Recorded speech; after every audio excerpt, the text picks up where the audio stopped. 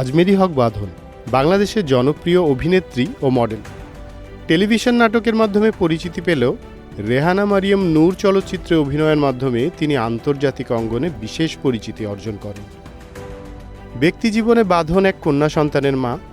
জীবনের নানা চ্যালেঞ্জ পেরিয়ে নিজের ক্যারিয়ার ও মাতৃত্ব দুই দিকই সামলে এগিয়ে চলেছেন তিনি।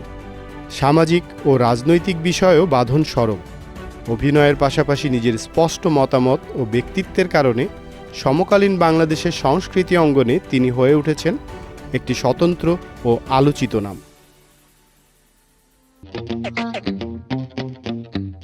আমার প্রথম সিনেমা কিন্তু ইমপ্রেস টেলিফিল্মের নিঝুম অরণ্য, যেটা আমি আসলে অনেক আগে করেছিলাম। সেটা আমার প্রথম সিনেমা। তারপরে রেহানা মারিয়াম নূর হচ্ছে আমার সেকেন্ড সিনেমা, যেটা দিয়ে আসলে আজকের বাঁধন আমি হয়েছি। আর তার পরবর্তীতে আমি প্রচুর কাজ করেছি, কলকাতায় করেছি, বোম্বেতে করেছি, আর তারপরে বাংলাদেশেরও আমি অনেক কাজ করছি।